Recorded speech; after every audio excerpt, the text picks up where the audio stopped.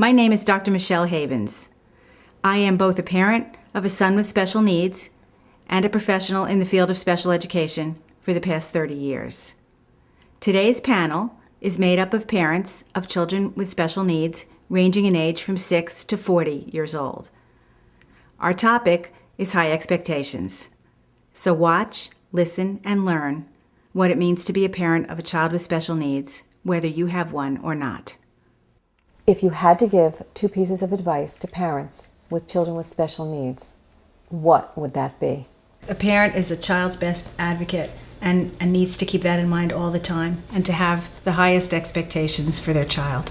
I think you have to really get to know your child, and I think you have to understand their strengths and their weaknesses. As far as expectations, I mean, for me, my son Michael, they were no different than my regular education children, and sometimes it worked and sometimes it didn't. I let him set his expectations with discussion with the family and input. We never discouraged him to do anything. Sometimes it worked and sometimes it didn't. And Melinda, how old is your child? He's 12. He's multiply disabled. He's got a significant number of cognitive and language disabilities, and my expectations are identical for him, although what I have to do is break them down a little bit further for him.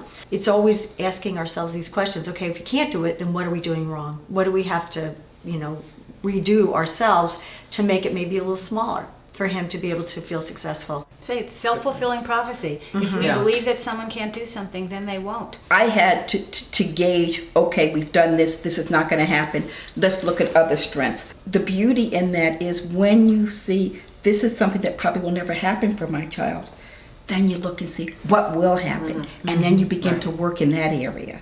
So this balance that we go through every day. Where is my child at? What can they do? Who said they couldn't do it? Can they really do it? And balancing all of that on a daily basis. What advice would you give to a parent?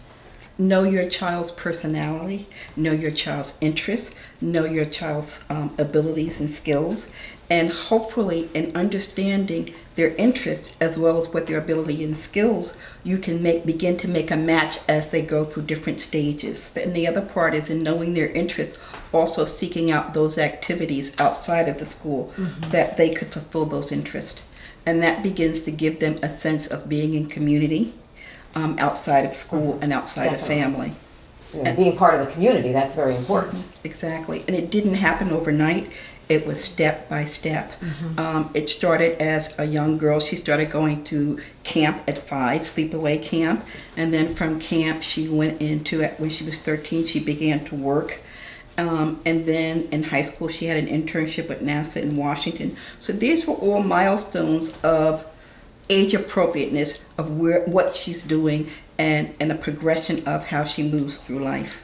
Could you, for the viewers, could you just tell them what your daughter, what her special needs were?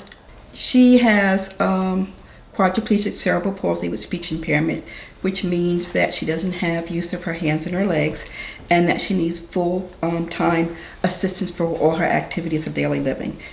And Greg, you've been very quiet, but you have a 6-year-old. I do, yes. And Deborah, when we first learned that Daniel had Asperger's syndrome, autism spectrum, when he was 2 years old, one of the ways to help achieve setting the bar high is positive reinforcement. And he's in kindergarten now. One of the things he was struggling with was writing, handwriting. He's made improvements. He comes home, he does his homework and writes his letters. And when he does a good job, we really reinforce that, and we've seen a significant improvement. So a parent being involved and being positive really affects the outcome, and it's critically important. And Michael, we haven't heard anything from a student that has special needs. Did you always want to go to college? Did you set the bar very high for yourself? How did you do it? It all starts, I think, with the parents. That, family support and even the social support.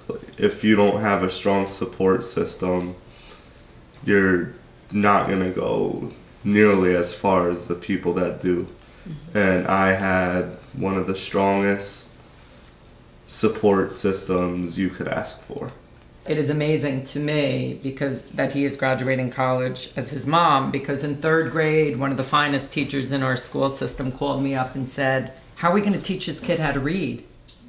And now this child went from being unable to read to being able to graduate college. It is just an amazing thing. He worked really, really hard.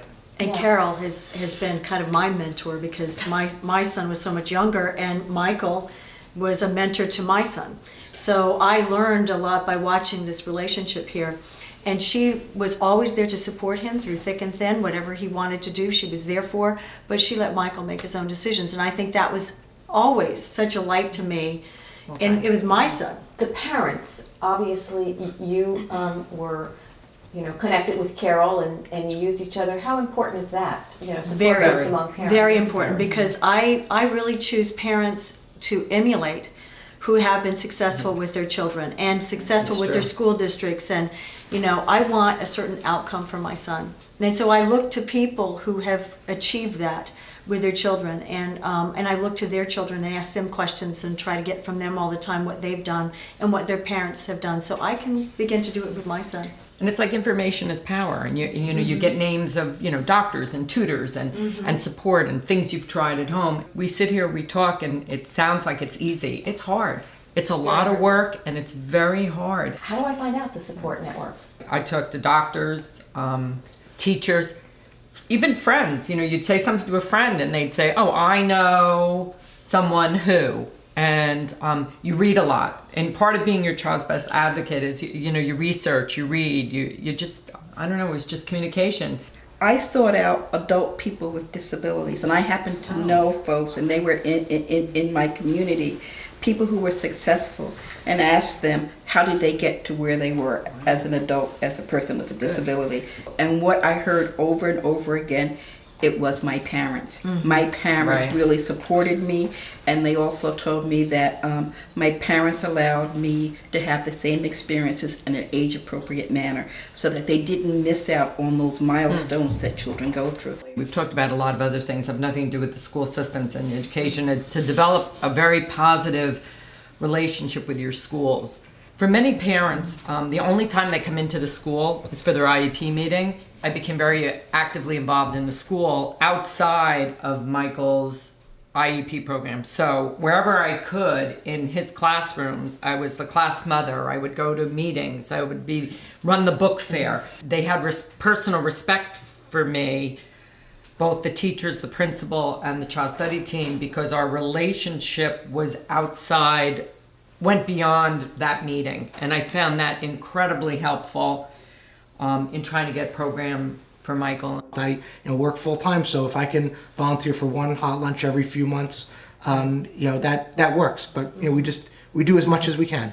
And having spoken to numerous teachers and administrators, they want that from all parents. Yeah, that's true. They want the parents to be involved in the child's education, with children with special needs and general education students as well.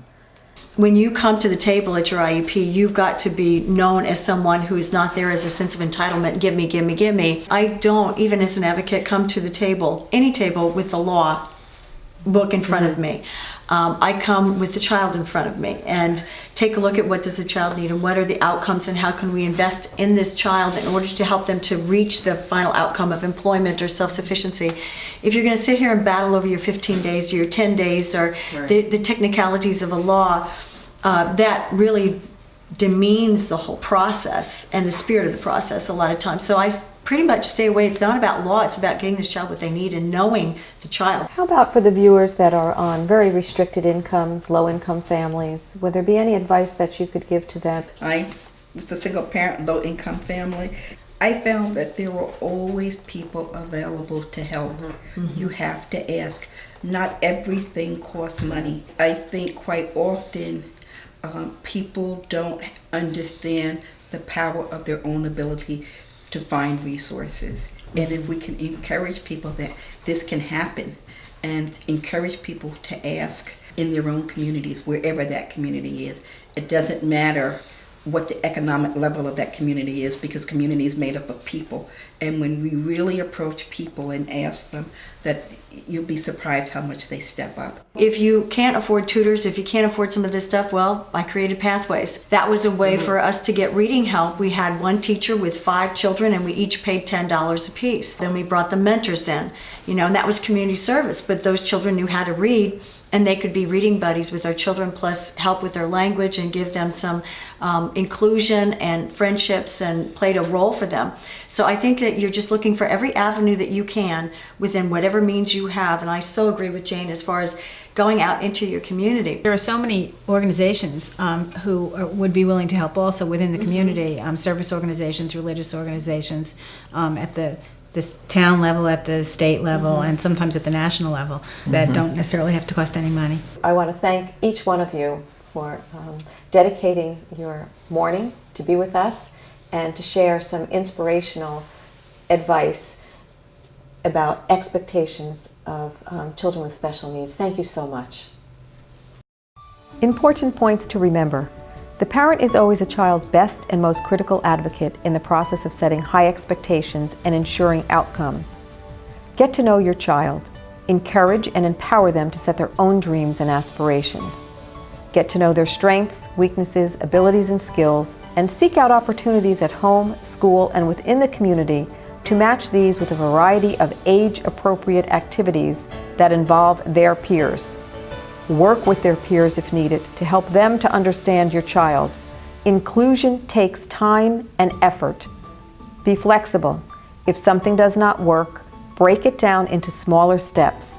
Move them to different experiences and balance challenges they may encounter with making sure they find their own successes. Remember, support is lifelong.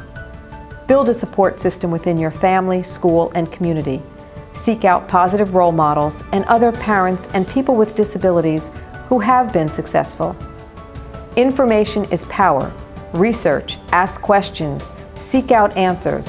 Know your child's evaluations, set measurable goals, and monitor your child to ensure they are progressing toward the final outcome of self-sufficiency and career goals.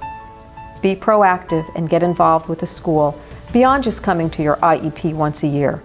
Volunteer and participate in school functions and activities. Not everything costs money. Communities are made of people, and many will step up and help if you ask. Seek out service organizations and proactively initiate activities and inclusion in your neighborhoods, schools, and communities. You may need to help others to learn how to support you and help your child. They may want to help, but not know how. It is hard and it does not happen overnight. Don't give up. Be patient and keep moving forward in positive ways on a daily basis, remembering to always keep expectations high for your child.